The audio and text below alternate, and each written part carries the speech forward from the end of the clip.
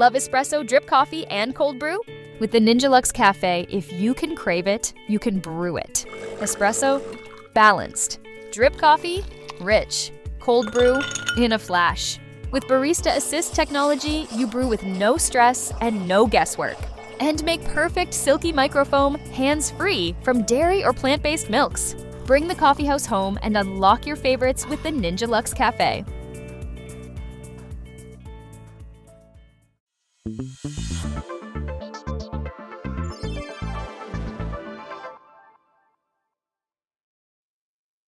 What up, doe? What up, doe? We are back again with another episode of Lions 411.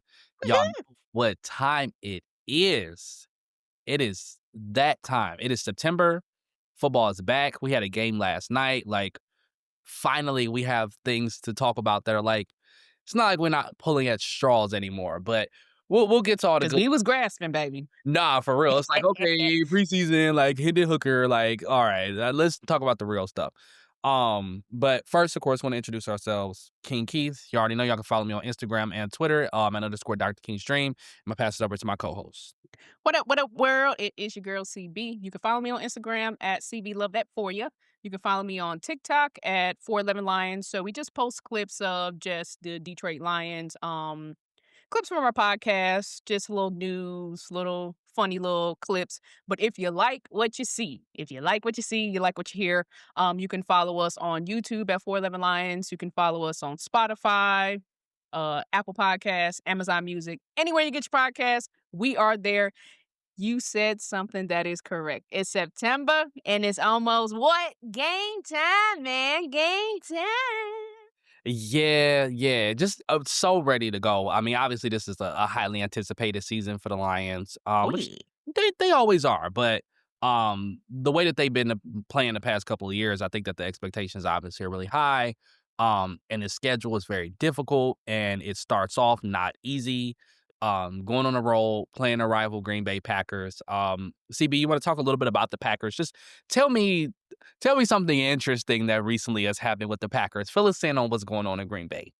Well, I'm a diehard Lions fan, so let me tell you like this. Nothing interesting is going on with the Packers, but they did get Micah Parsons. Jerry Jones did shake up the summer. Yeah, they got Micah Parsons. Obviously, he's going to be a part of that little defensive line. Everybody has them in their Super Bowl predictions, which was funny because the trade before Micah, nobody had Green Bay in a Super Bowl prediction. They also have Green Bay taking the crown from Detroit to win the NFC North, which I am going to disagree with. But hey, I am biased. But back to the subject. Week 1, September 7th, we play at 425. 425. We play the Green Bay Packers. We are going on the road. It's gonna be a tough game. Yeah, we playing in middle of Wisconsin, middle of nowhere. But whatever. Let me stop talking mess. Okay, so with week 1, what are you hoping to see from the Lions week 1 against Green Bay? Yeah, there are a lot of things I'm looking forward to seeing. I really just want to see the Lions start decently. Obviously last season I think that the start was it's always a little bit shaky just because of the fact the Lions don't play their starters during the preseason. And I don't think it's a big deal. I don't think that it's really a big issue, but they do tend to start the season a little bit slower. The Rams game they were able to win last year, but it was a bit of a struggle.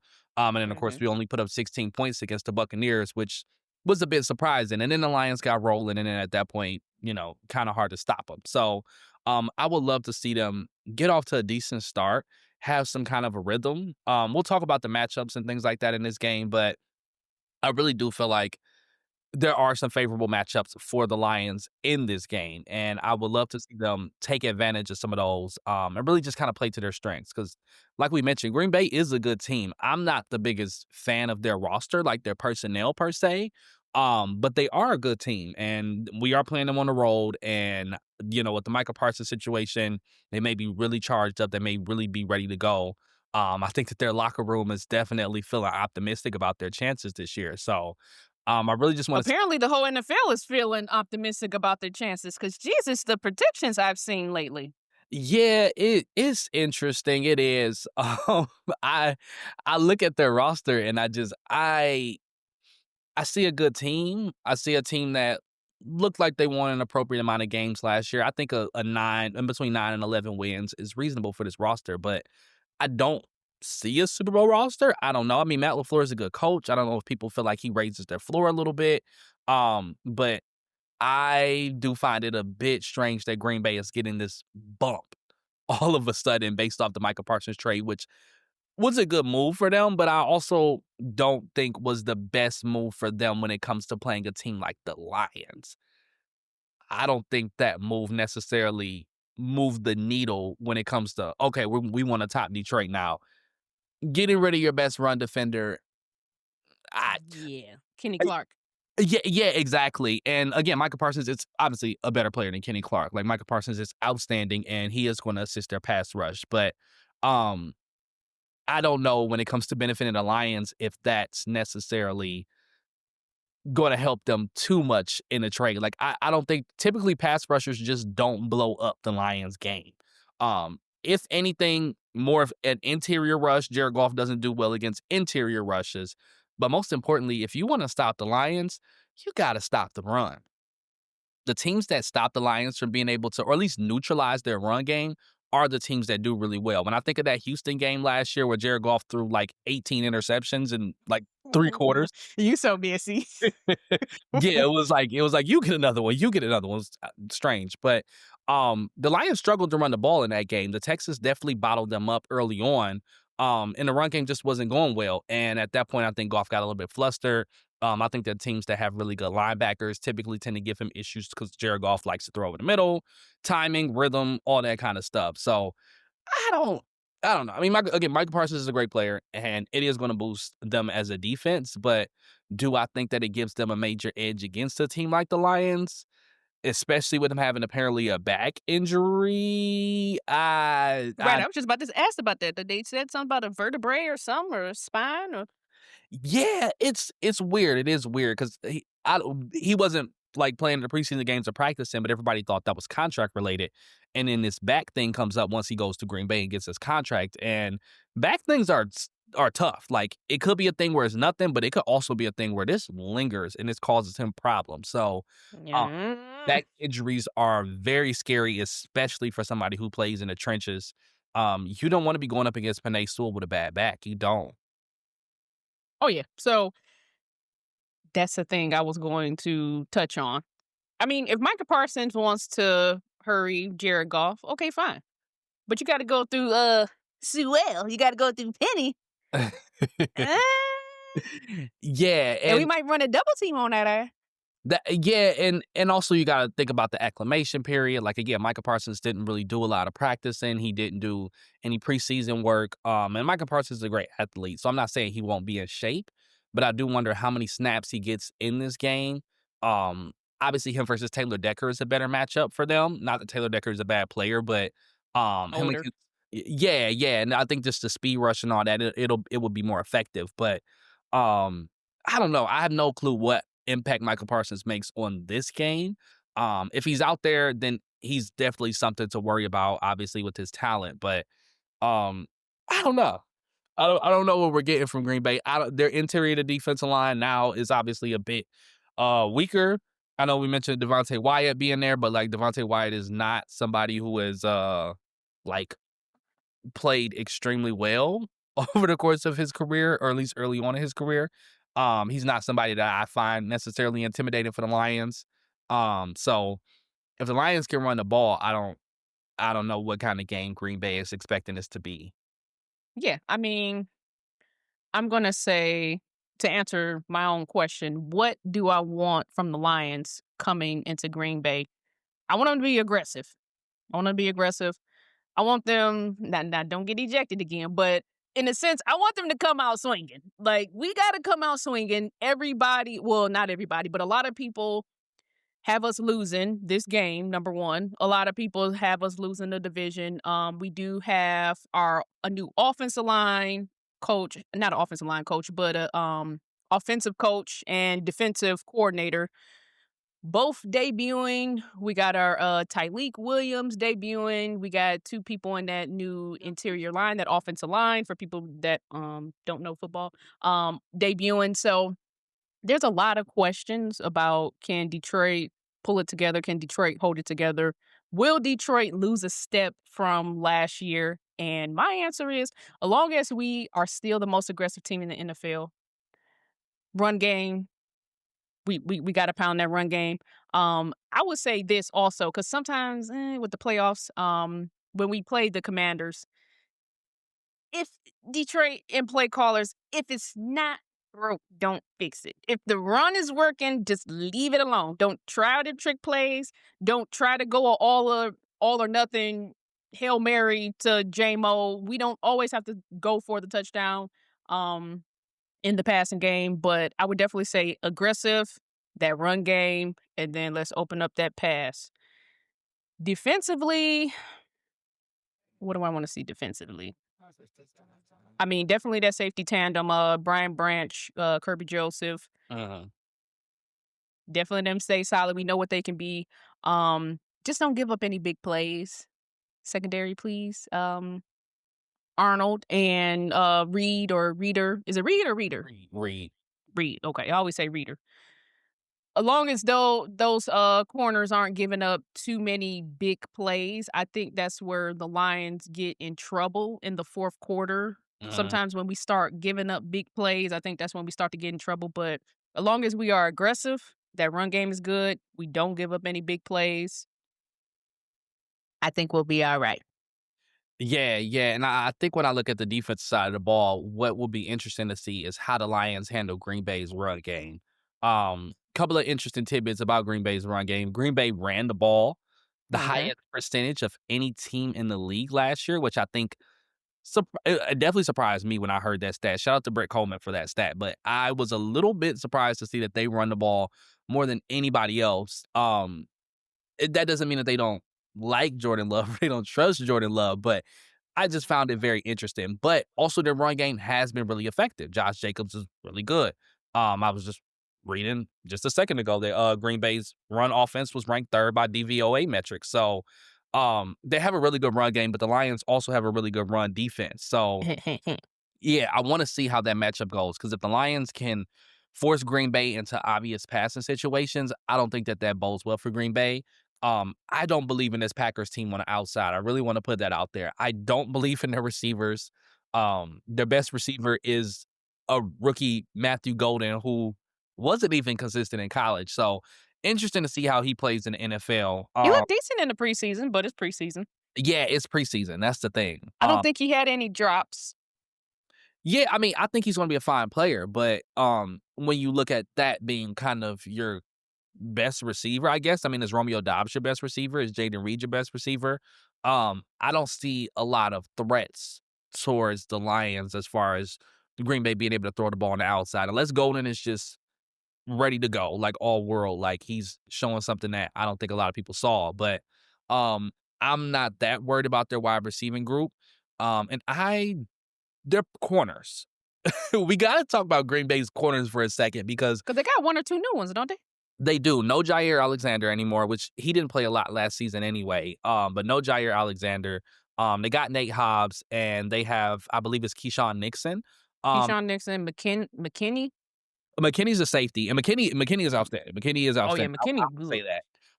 He's a really good player, but their corners just do not match up well with the Lions wide receivers. Oh yeah, they can burn for sure. Yeah, I'm thinking St. Brown on typical St. Brown stuff, like whatever he wants to do, honestly, I think he's going to be able to get against Green Bay's corners. And JMO, I don't know who's covering him either. Like, I feel like this in particular could be a really big game for Jameson Williams if he's running, these end breakers and he's running these deep outs. Like, who's covering him? Somebody slow. Yeah, and it's not even necessarily about speed, though they aren't the fastest either. But the issue is just the ability to cover. Like, these are not necessarily good cover corners. JMO beats good cover corners. So for guys that are not necessarily of a high standard, and Green Bay's pass defense was ranked decently in a lot of pass, decent. but I'm thinking individually, one-on-one, the Lions will be able to isolate you because they have so many weapons. When your guys have to hold up one-on-one, I don't think Green Bay can win really any of those matchups. Like, McKinney is more of a Roman, obviously make a play on the ball kind of safety. I don't think they're going to use him a ton in man coverage, and I don't think that that is necessarily his strength anyway.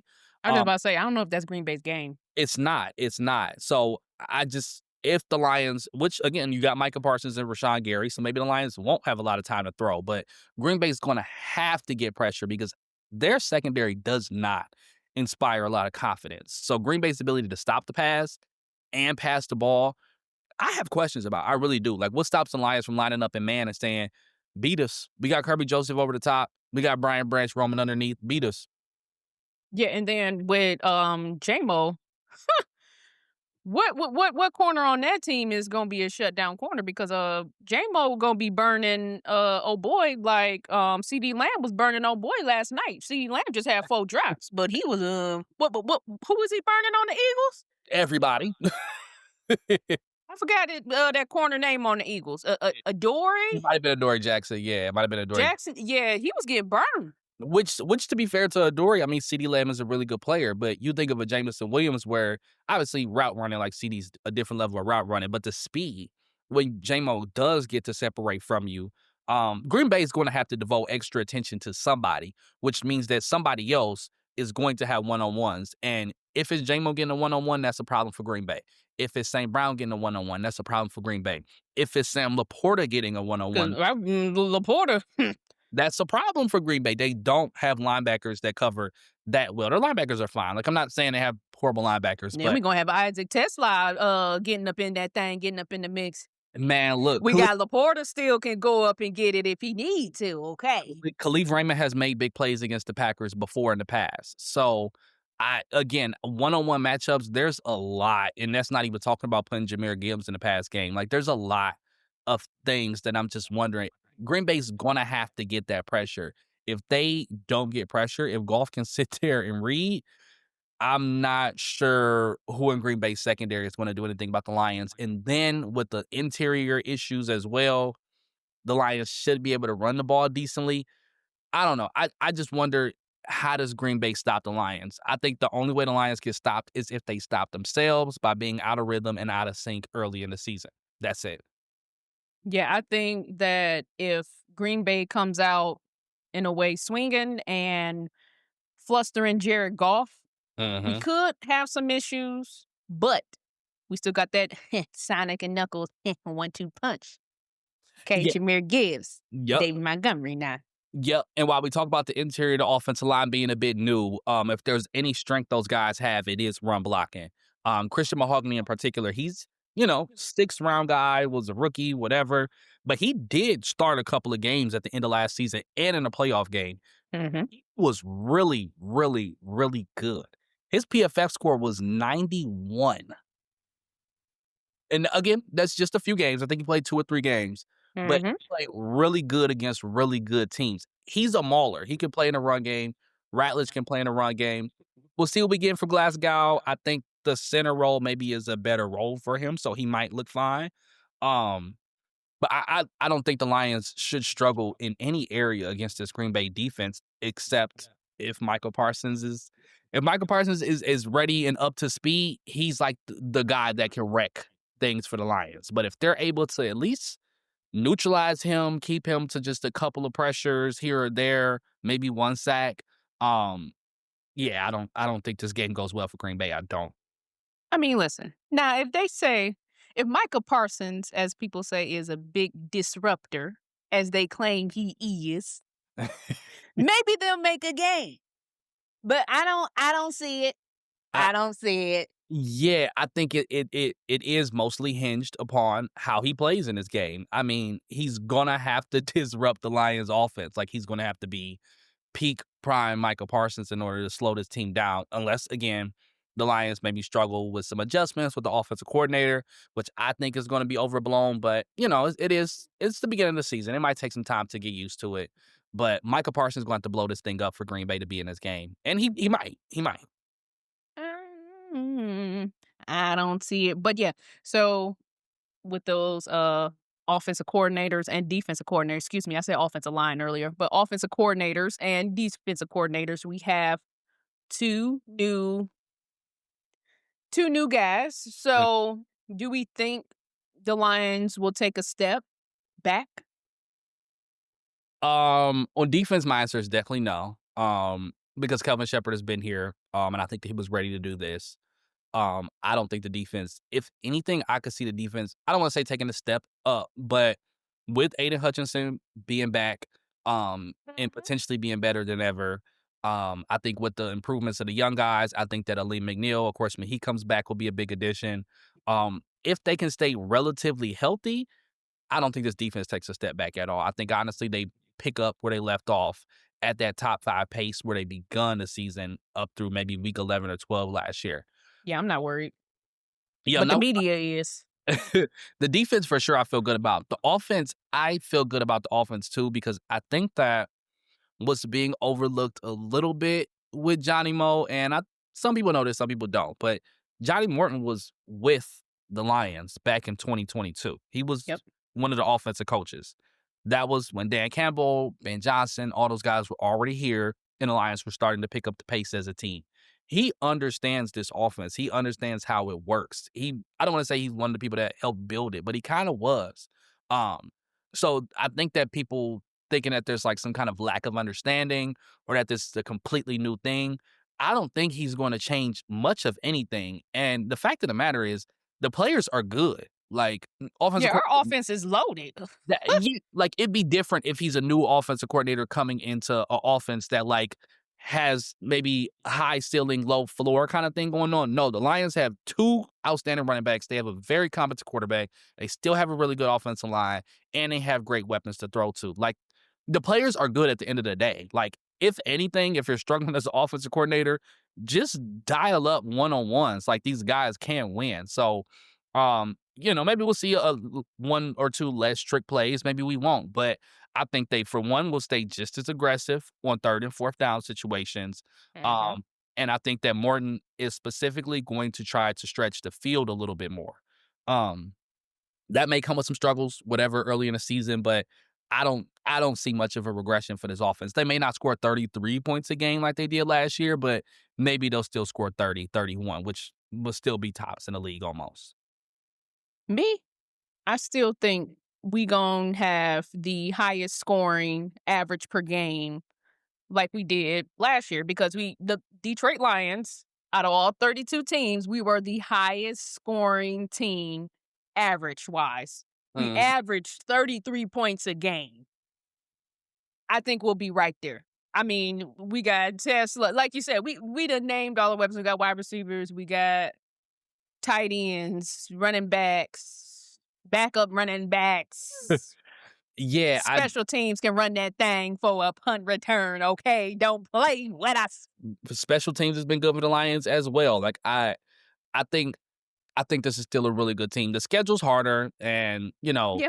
luck and all these different things. Stuff changes, whatever. Like I'm not saying they're going to go out and win 15 games again this year, but I I think would this be surprised if we get to 13 or 14, though. I wouldn't. I think most importantly, this is still the best team in the division. I think the Lions still will win his division. I think that they just match up good against the teams in the division. Minnesota, I think, is kind of iffy, but I think they match up really good against most of the teams in the division here.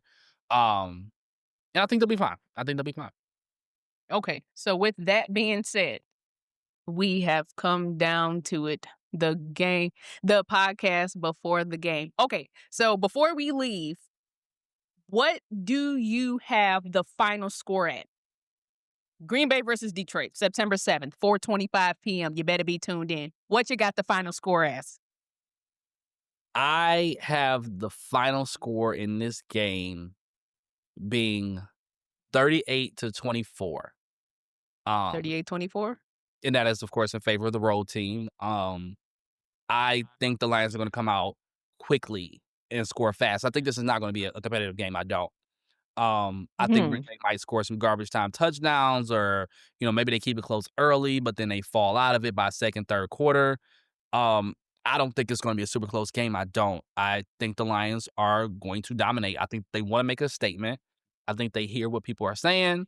You don't want to focus too much on what the media has to say, but I think that they're noticing that people are like, oh, the Lions are going to regress. The Lions are going to regress. The Lions are going to regress. You ask them why the Lions are going to regress. Ben Johnson. That's it. That's it. That's all everybody has to say. They have nothing else to say. It's just Ben Johnson's gone, and he's the reason their offense was good. And as people that know football, we know that is not true. Exactly. Ben Johnson, great offensive mind. Shout out to him. He's gonna go to Chicago. Maybe he'll be successful. He's great. Obviously great.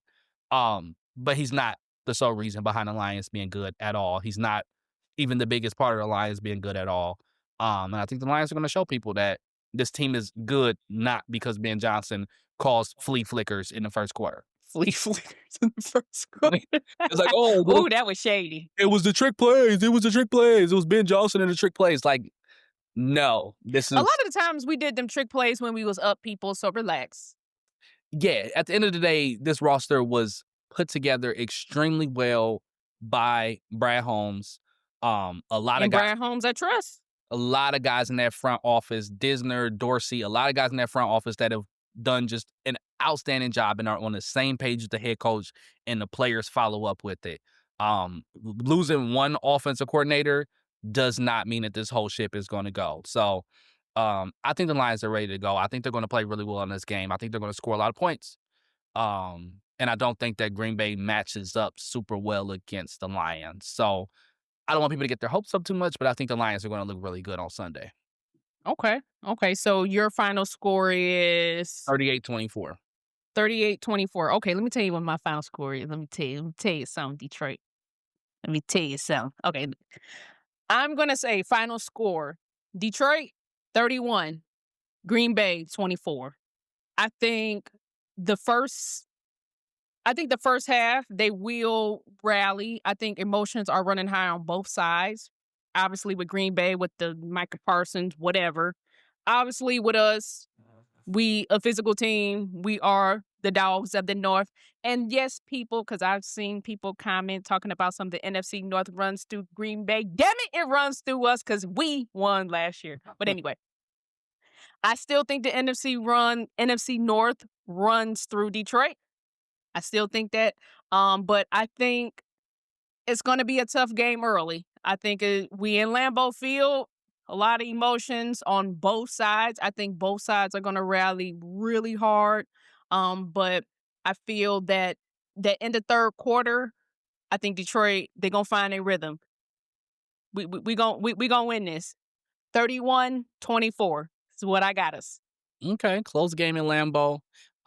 I really want to say I'm glad that they get the Lambeau game out of the way early too. Like the fact that we play in Lambeau before it gets cold, love that. Love that. Don't get ejected.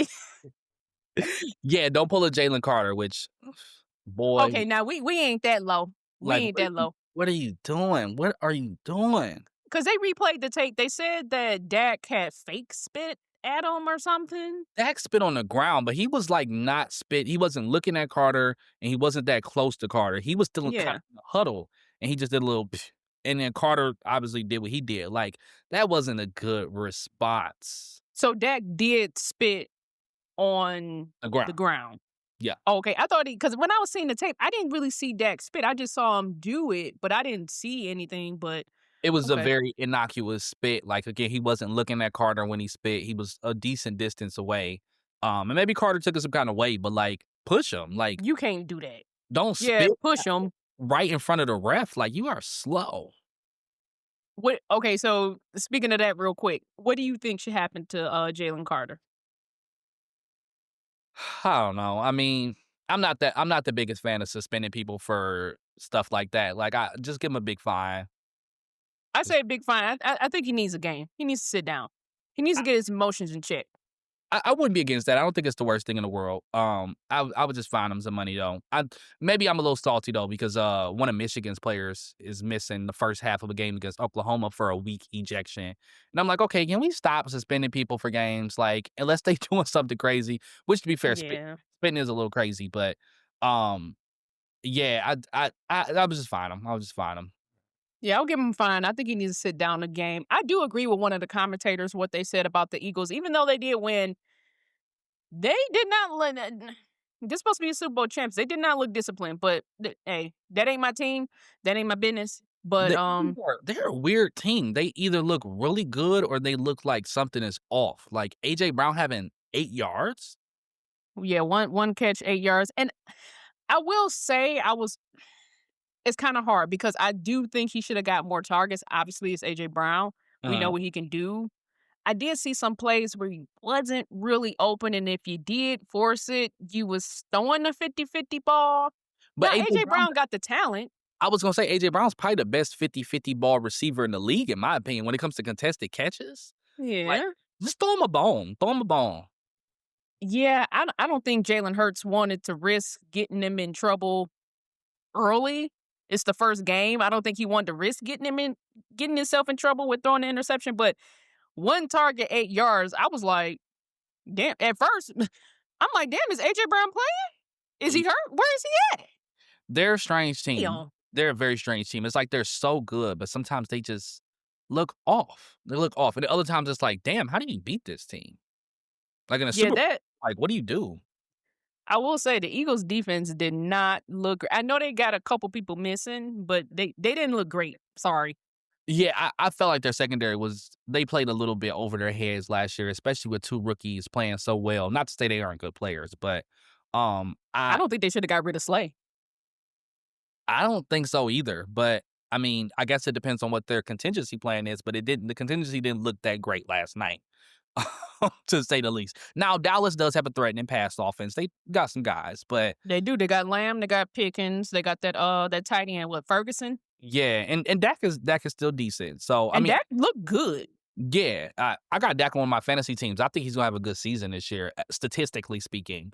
But That looked good. The Cowboys, I will say this. If Lamb didn't drop the ball 4 times, like, come on, Mr. Lamb. Come on, CD.